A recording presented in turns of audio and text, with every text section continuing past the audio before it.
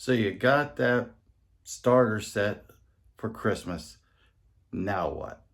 Well, in today's video, we're going to discuss going beyond the starter set and seeing what could possibly happen now with your model railroad.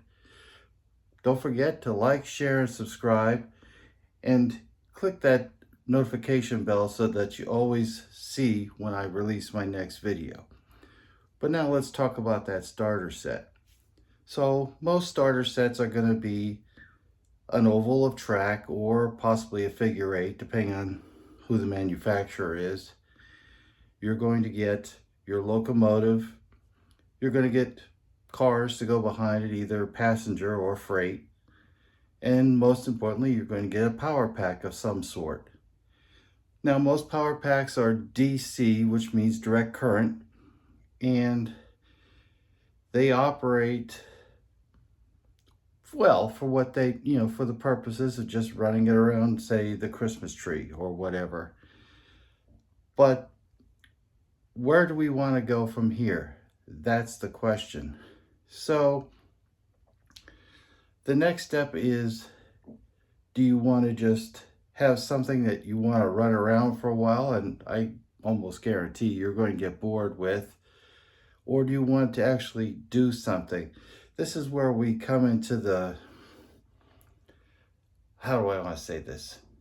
Exactly what you want to accomplish as a model railroader. Um, do you want to be able to run from one point to another and do a lot of switching in between?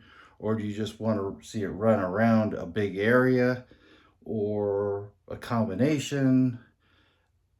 That's all the things that are involved in your choices. And of course, we talked about the scale. There are starter sets in both HO and N scale, and also in Lionel and O scale. If you look hard enough, you could see them. And there are also some G scale ones out there, but they're pretty limited in what they have.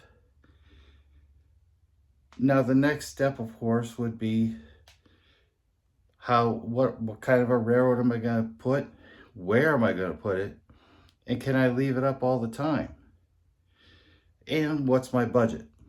So a lot of people will start out with what's called the 4x8. Okay, they go to the hardware store, they buy a 4-foot by 8-foot sheet of plywood, and they put the track on there and call it a day.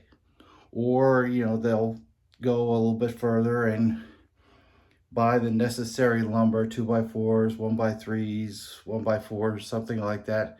Construct the framework to fasten this to the sheet of plywood, and then of course put legs under it, or not. I mean, that's something you could shove underneath the bed if you wanted to. A little bit big, but you could, theoretically. N scale, you could actually do on a door if you wanted. That's been done a lot of times. I've seen lots of layouts that are done like that, and you can store it fairly easily.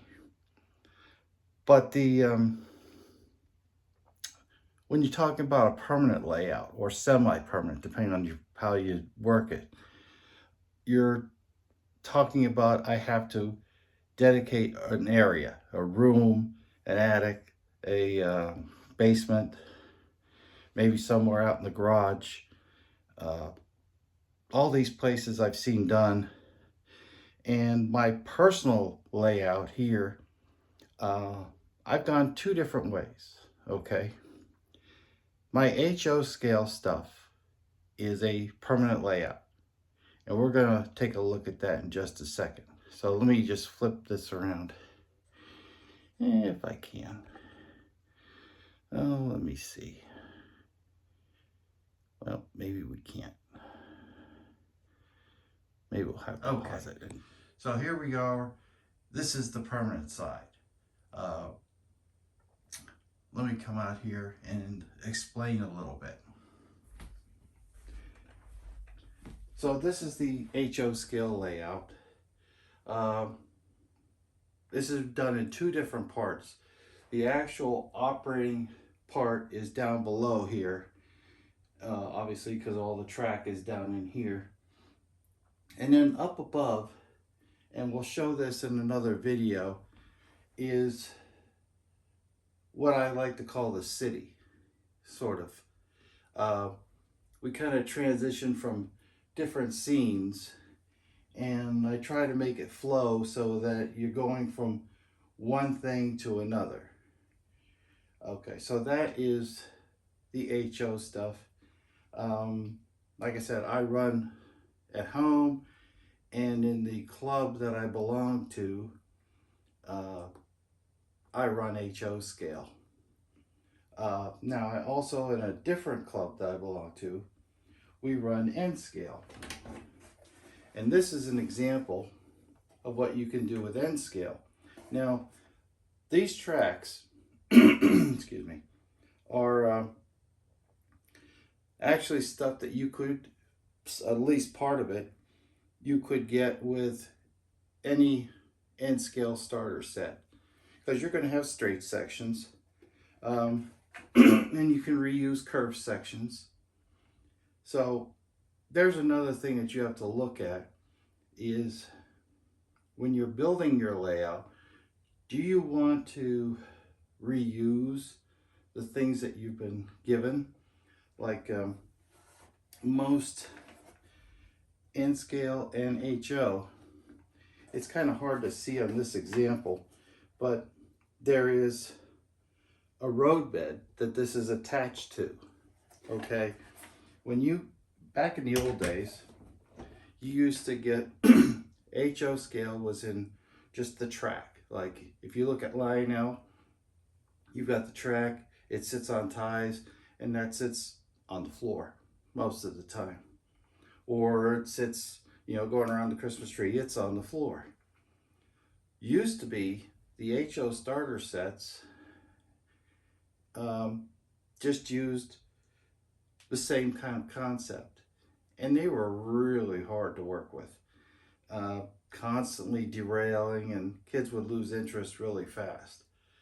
But now they smartened up a little bit, and they put the road bed and attached it to the track, and they click together, and they run smooth as silk most of the time. You're going to get little dips and divots because of the, you know, on a carpet, and it's not recommended that you put it straight on a carpet, but that can be attached, as I've shown here, to your permanent or semi or like a module. It can be attached to it using a variety of different methods, and we'll go over some of them in a future video as well. But the track it's a good quality. You know, this particular N scale one is made by a company called Kato. On the HO, you could see I had to redo some of mine, and the gray stuff in the back, it's a work of progress right now. That is by a company called Bachmann. It's called the Easy Track. It's widely available. Go to most retailers are going to have something from them, and online almost everybody has some of it. Atlas also makes them. I never use theirs. There's a couple other manufacturers out there that I can't recall off the top of my head, but Bachmann is probably the biggest name out there, and they make two varieties of it. One is the gray, the other is a black. So it depends on your preference, basically. And you can choose to either leave it plain, like I have for now, or you can come back. Like I said, this is the same more or less as that, okay? This was gray. You could see a little bit of the gray through the ties, but I took this teeny tiny little stone called ballast, and I took some glue, went alongside each one, and then secured it down in a method that I'll show in another video. And that helps to hold this track exactly in place once it's dry. I mean, it's just not going to move. Now the track is glued underneath, and there's a number of different adhesives that you can use to do that. I just used plain old Elmer's white glue, and that's how that one is secured. But you can also screw them up from underneath depending on who your modules. This is a homemade module, but if you buy modules somewhere, some of them will actually have holes drilled where you've got your two straight sections for that module, and it'll show in the little drawing on there that this piece of track goes here, this piece of track goes here, and the holes for each one are drilled so that you could just put a screw up through and hold it in place. I've done that, but I've also gone and glued it as well. It just makes for a stronger connection. And I believe that's what we want to talk about today. In future videos, we're going to go into doing scenery. As you can see, there's quite a bit of action going on the upper deck, and some on the lower deck.